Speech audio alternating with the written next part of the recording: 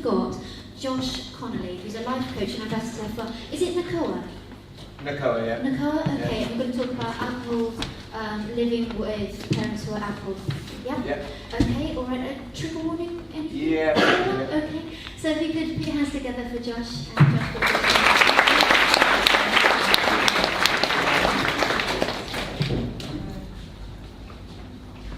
Good one then.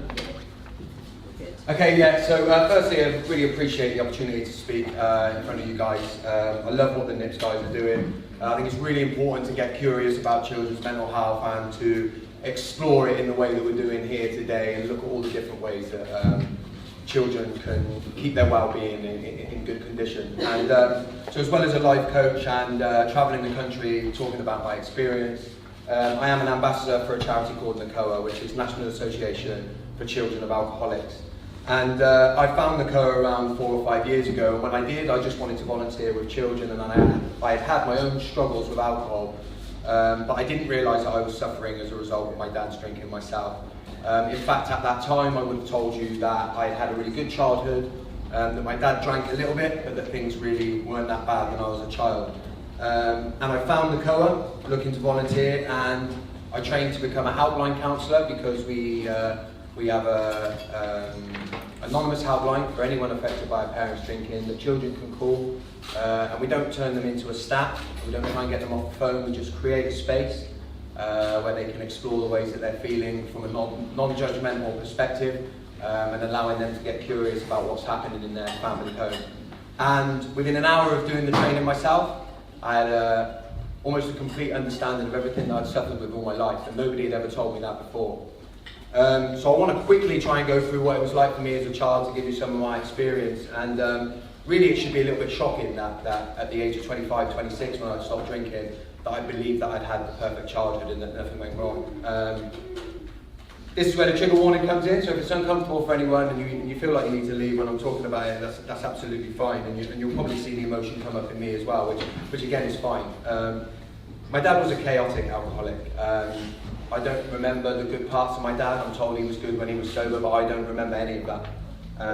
He was violent, and he would be drunk all the time. And me and my two brothers would often be upstairs, and my mum would try and protect us from the chaos, but we would hear the violence that was going on downstairs. So while we were upstairs, we would hear the crashing and the banging and the screaming. And although we didn't see a great deal all the time, there were times when we came downstairs. There was one time my dad had smashed all the windows on the house and was trying to get my mum with a knife, and the police would turn up.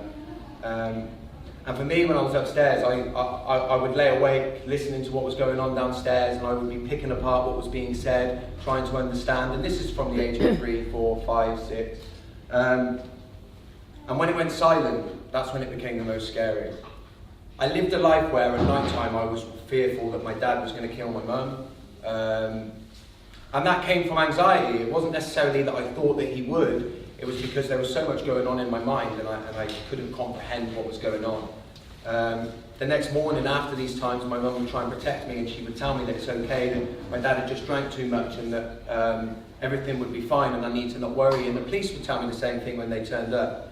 And what they were doing from a loving place, but without understanding it, was teaching me to minimise my feelings, and teaching me not to trust the ways that I felt, and actually teaching me that happiness is just pretending that bad things aren't happening. And so I started to push down my feelings. And in the moments, I also found that the ways that I acted could change my mum's emotions. I could change the way my mum felt by the way that I acted. So I began to build a character and find my place in the world by making other people happy. Now what that did is it created this perception that I was a real happy child, a lovely child that everybody liked and was very, very likeable.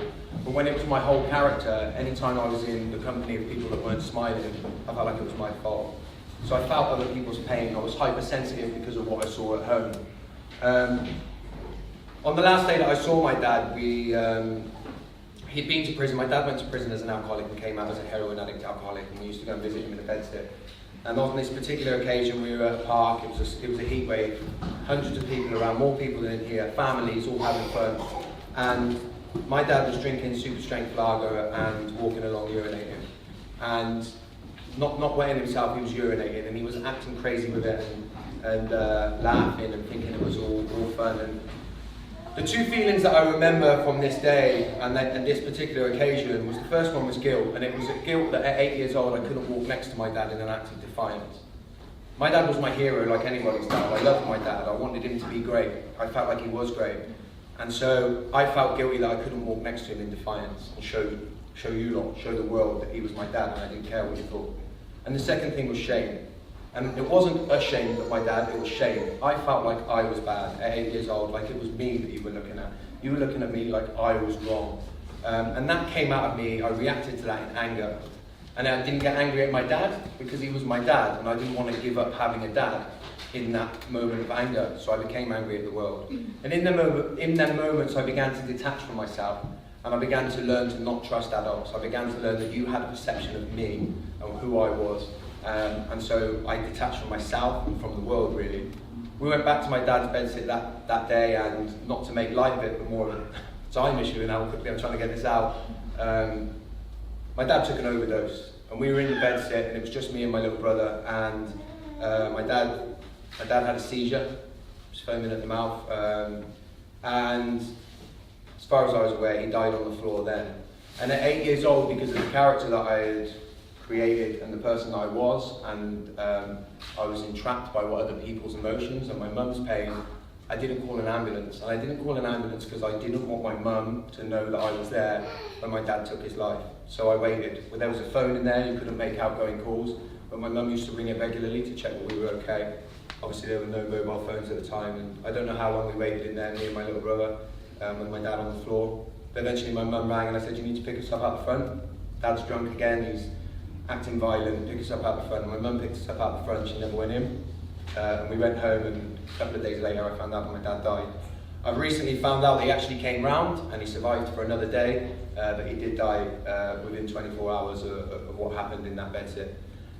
After the funeral, we never spoke about my dad ever again. At home it was too traumatic when it was brought up, and you know, I was acting okay, so I wanted my mum to be okay, so I never spoke about it. She didn't want to rock the boat. And when I went back to school, a loving, nice teacher who was trying to help me said it was probably best I keep it a secret what had happened to my dad.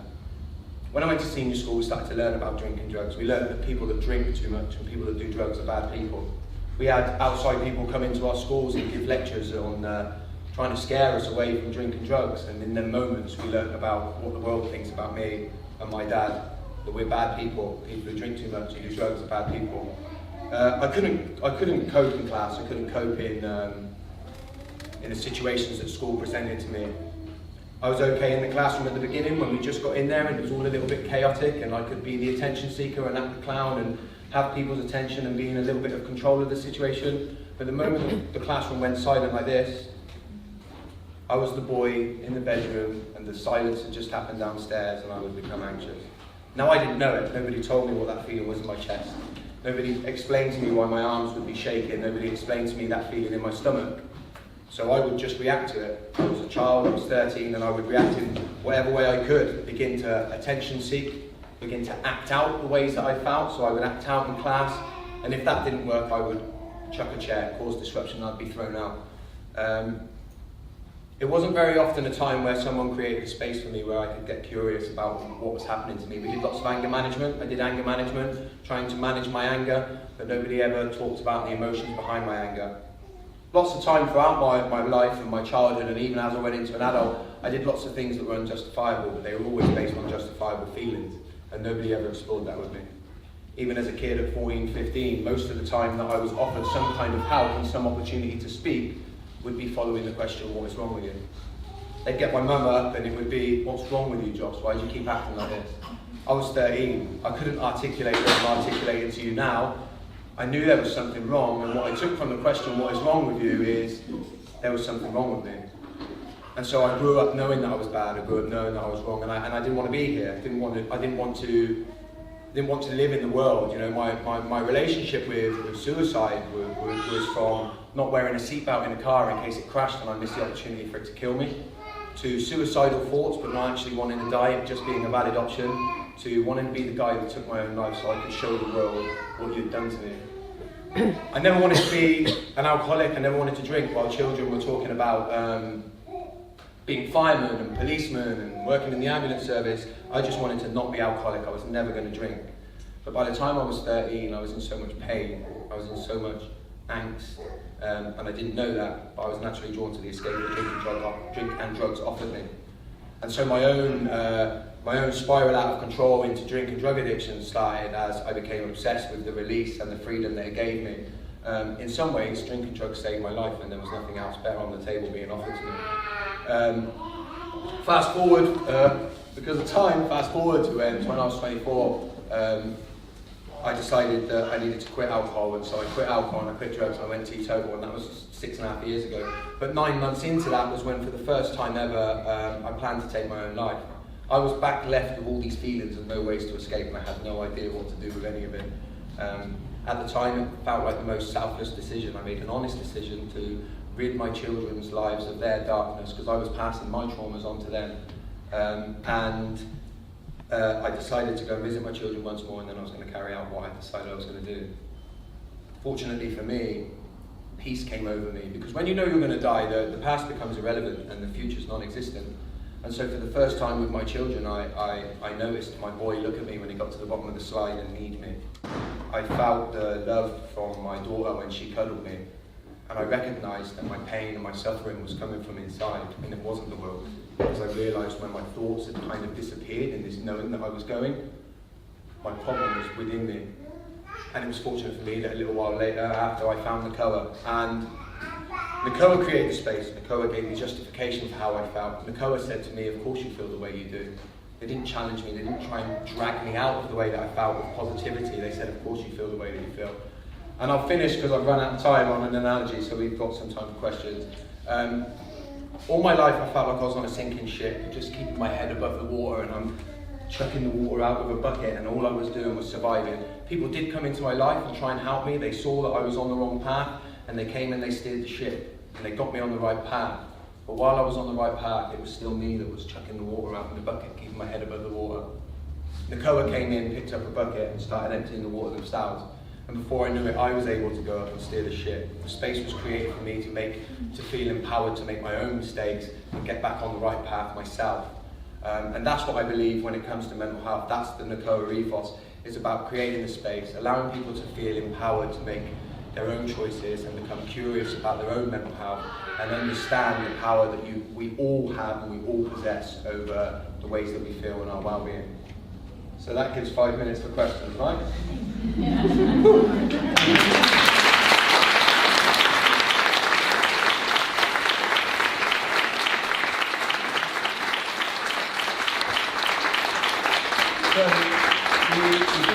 We've got 5 minutes, so if anyone wants to ask, and don't feel worried, don't feel like you're going to ask me a bad question. I'm as open as I can be about everything.